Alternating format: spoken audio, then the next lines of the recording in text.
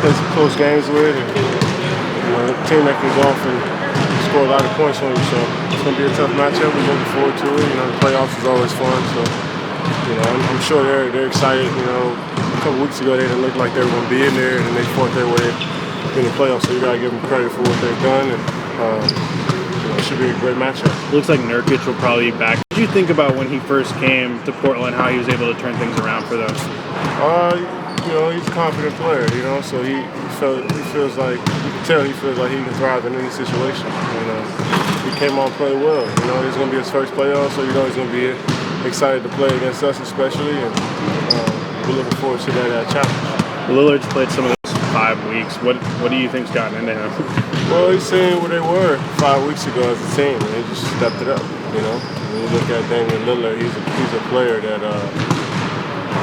kind of likes playing with a chip on his shoulder and thrives under pressure. So he came through for him. That's what superstar players do, and that's what he is. He's one of the best point guards in the league. So we got our work cut out for us, but like I said, we're looking forward to the challenge. How are you feeling? 31 minutes the other night. How are you feeling right now? Feel good.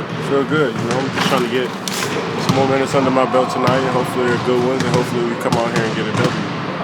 In your best case scenario, going back to when you initially thought you wouldn't maybe be able to come back this season to now, you have several games to get under your belt before the playoffs. Has it been best case scenario? Well, the best case scenario would have been me not getting hurt. right. But after you got hurt, I mean. Yeah, after that, just 5 weeks later, being able to play, is definitely a blessing. So I don't take it for granted. I'm happy I'm out here playing the game that I love and playing with my teammates and playing for these great fans here. I'm looking forward to these next few days. Nurkic with the Blazers, what do they do for them? Say it again, sorry? Nurkic, you haven't played against him. Yeah. So what does he do for them? What does that change to you guys? I think they're a different team. Adding a guy that can score the post, that's low down there on the glass, great roller to the ground. It's different. When they had Plumlee, he was good at playing through. He was playing. They were playing through him up top. A lot. He was being a passer. So to have a guy that can pass but also score the post. We definitely got our work cut out for us, but we're a different team too.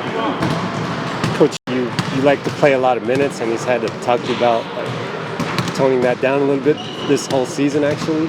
What have those conversations been like? It really hasn't been any conversations. When he pulls me out the game, I just come out. And when he put me back in the game, I just go in.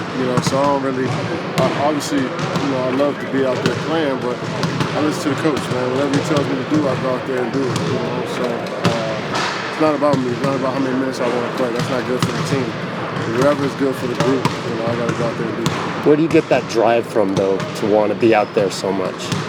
I've been playing basketball my whole life. That's what I do. It's play ball. It's always been fun to me. So just wanting to go out there and compete and have fun in between those lines, man. That's what it's all about. Especially, then if you got it going, you want to stay out. Then if you don't got it going, you want to try to find a rhythm.